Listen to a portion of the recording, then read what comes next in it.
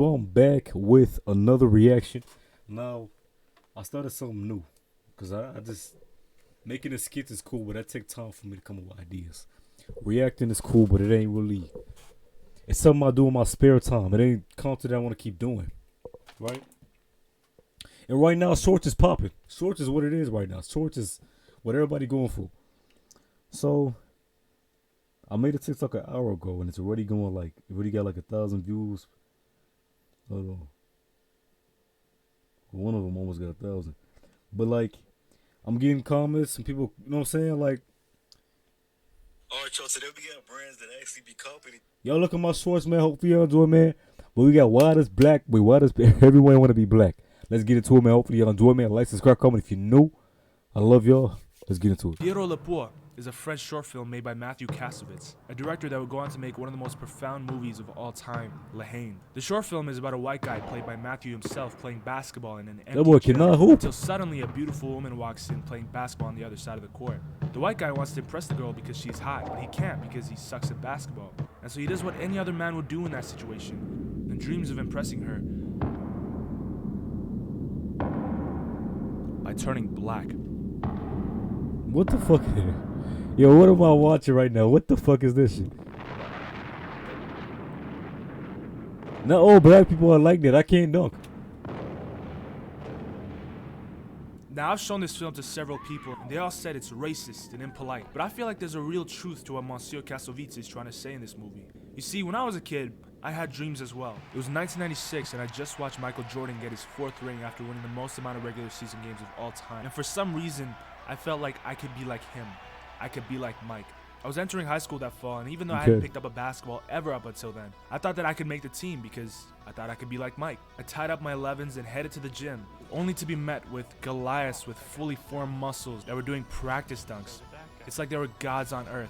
I saw this one kid, black of course, go up for a one-handed tomahawk with his tongue out and the same 11s I had on. I swear to God I saw wings coming out of his back. I never wore those shoes again, and my NBA dreams. I don't know why niggas hooping Jordans. I don't see why niggas do that shit. Like, I cannot hoop in Jordans, dog. That's like, what the fuck? I don't even like Jordans. Died before I ever stepped on a court. You see, Michael Jordan's impact not only transcended America, but the entire world. With games being broadcasted worldwide for the first time ever, and with Michael Jordan entering his prime in the most marketable era, every kid was sticking their tongue out going out for layups, pulling their short shorts to expose their knees, and obviously... Is he smacking ass? For layups, pulling their... Oh, it's giving EDP. It's giving EDP. It's giving EDP. Why you reaching for the ass? You slapping this nigga ass. He a little kid. Mike, this is questionable, Mike. This is questionable. This is very questionable, Mike. I'm starting to question you. This is why I don't wear Jordans. That's crazy. Shorts to expose. And he's slapping his ass again twice. Double slap. 2 slaps in. Oh, you nasty as hell. And obviously wearing Jordans. And I'm not talking about just American kids doing this. I'm talking about kids from Europe and Asia, kids that have never seen a black person before, imitating his airness. Hell, even Kim Jong-un couldn't resist being a Michael Jordan fan. When he spent his adolescence in Switzerland, all he would talk about was Michael Jordan and the Chicago Bulls, and only wear Nike tracksuits, no jeans. And I know that Kim Jong-un is a lot of things to a lot of people, but you can't really say he's racist if he wants to be like Mike. Even I suffered from this a little growing up. I remember playing pickup basketball and a black kid dapped me up, and I was like, God damn, he's the same race as Michael Jordan. And a black kid. This is kind of racist. I ain't gonna lie. I got starstruck a little bit. Granted, I was 14, but this is probably the same type of interaction that made Jack Harlow want to pursue rapping as well. And this leads to some cultural observations I've noticed growing up around minorities. Most of the kids that I'm friends with are of darker skin tones, ranging from Indians to Africans to even Filipino people. And the N-word constantly gets thrown around over and over again in these communities, even if some of the people that are saying it aren't black. I wonder how life was back in the day, like how everything looked. Did it look like how it is now? Like when you walking around the street? Did life look like that? Like how it is? Like I'm looking around, it look 4K. I look like I'm in 4K. If you get what I'm saying? I don't know. Nav, who's a rapper of Indian origin, received backlash for saying the N-word in his songs. He said that in his multicultural neighborhood of Rexdale, Ontario, everyone was saying the N-word as well. Now, just because some kids are saying the N-word to their friends doesn't outright mean they're racist. They just think it's cool because the black people they see on TV are cool. But they're not going to admit that because it's racist. With so many black stars becoming greats at the most important things to Americans, sports, music, and movies, there's a generation of kids that grow up seeing these greats perform and forming perceptions that aren't racist, but kind of problematic. Let me explain. Michael Jordan's impact off the court was actually pretty terrible. He was a degenerate gambler, never was into social politics, never really gave a fuck about anything other than basketball. But his greatness made up for it. He made black people cool, but for the wrong reasons. It gave a generation of What he talking about? How you make black people cool for the wrong reasons though? What? black kids the idea that if you want to make it as a black man in America, you either got to be a basketball player or a rapper. The whole concept of we gonna make it out the hood came from this. And all the model minorities like the Asians and the Indians look to black people. I think a black person need to make this video. I don't feel like he know. Like you could judge and stereotype, but I don't think you know. Like you would never understand unless you black.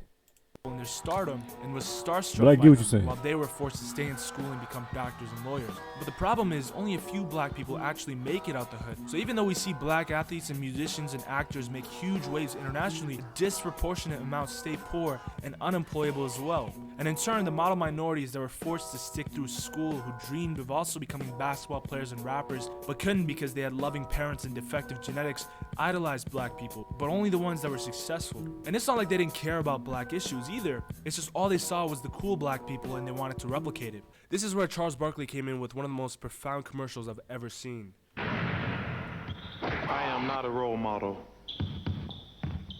I'm not paid to be a role model.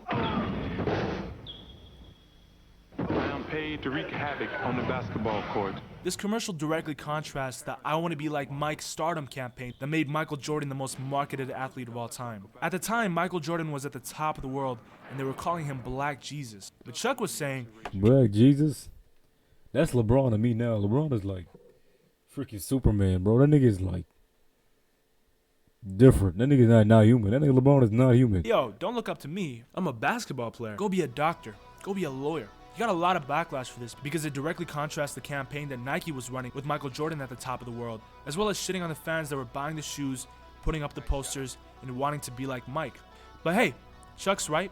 Not everyone can make the NBA. I learned that very quickly in my life. But even with Chuck saying that he's not a role model, the legacy that he and other basketball players left behind is tremendous because that's just how much we value basketball players and other icons in America. Because even though Michael Jordan was a degenerate gambler and never really helped the issue, the fact that he was black perpetuated a lot of other black culture on the map.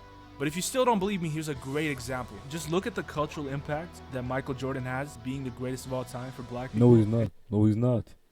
It is Braun. Braun has took that throne now. Just look at how like pretty much most First Nations get wiped out. Just like no one cares about them. There's like this whole road in British Columbia called the Highway of Fears where indigenous people just go missing and they just die and no one cares. No one gives a fuck. That's because indigenous people suck at basketball. It's that simple. What the fuck is this video? What the fuck did I just watch? Anyway, hopefully y'all enjoyed this reaction, man. Like, subscribe, comment if you're new. If you want more reaction videos, please, bro, get at me. I ain't gonna lie to you. Hit the DM, hit the comments, type shit. But I love y'all. I'm out.